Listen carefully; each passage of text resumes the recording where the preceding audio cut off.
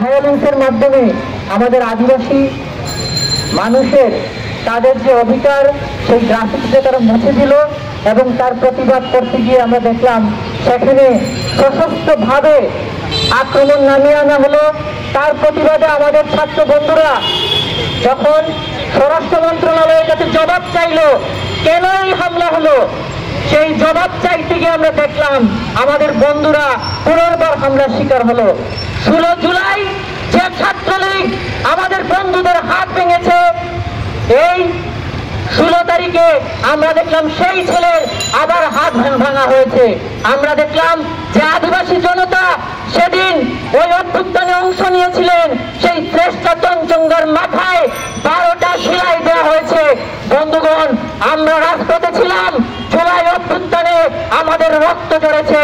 জুলাই অভ্যুত্থানে কোথায় ছিল আমরা একটা ইনক্লুসিভ বাংলাদেশ চাই যেখানে সবার স্বীকৃতি আমরা পাবো। আমরা দেখলাম অভ্যুত্থানের পরে অভ্যুত্থানের চেতনাকে আজকে ধুলায় ভুলণ্ঠিত করা হচ্ছে। আমরা হুঁশিয়ারি উচ্চারণ করতে চাই, যারা অভ্যুত্থানের চেতনাকে ধুলায় ভুলণ্ঠিত করতে চান তাদেরকে বলতে চাই, ওই 52 ভাষা আন্দোলন থেকে শুরু করে জুলাই অভ্যুত্থান পারস্পরিক ধারাবাহিকতায় যে গণতান্ত্রিক অধিকার গণতান্ত্রিক সংস্কৃতি নির্মাণ করেছে তাকে আপনারা ভুলণ্ঠিত করতে পারবেন না। আজকে আদিবাসীদের উপর তাদের উপর নানা ধরনের যে হামলা, নানা ধরনের যে নিপীড়ন আমরা দেখছি, বন্ধুগণ তার পিছনে জড়িত আছে বাংলাদেশের রাষ্ট্রীয় চরিত্র। আপনারা দেখেন যে মুক্তিযুদ্ধ হলো, সেই মুক্তিযুদ্ধের পরপরই আমরা দেখলাম 72-এর সংবিধানে সেদিন সমস্ত নাগরিককে তার পরিচয় ভুলিয়ে দিয়ে বলা হলো তোমরা সবাই বাঙালি হয়ে যাও। যখন সেদিন মানবেন্দ্রনাথ নারবা সংসদে দাঁড়িয়ে তার প্রতিবাদ করেছিলেন তাকে সেদিন হেয় প্রতিপন্ন করা হয়েছে। আমরা দেখলাম আজ পর্যন্ত সংবিধানে সেই জিনিস অন্তর্ভুক্ত করা হয়নি। বন্ধুগণ, আজকে বহুত্ববাদের কথা বলা হচ্ছে, আরেকদিকে বলা হচ্ছে জাতিসংঘের মানবাধিকার সনদ বাস্তবায়ন করা হবে। অপরদিকে আমরা দেখছি আমাদের আদিবাসী ভাই বন্ধুদের উপর আক্রমণ নামিয়ে আনা হচ্ছে।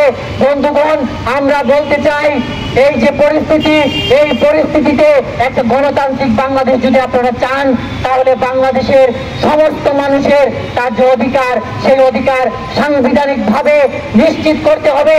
আজকে প্রশ্ন উঠছে আদিবাসী কিনা ক্ষুদ্র নিগোষ্ঠী কিনা।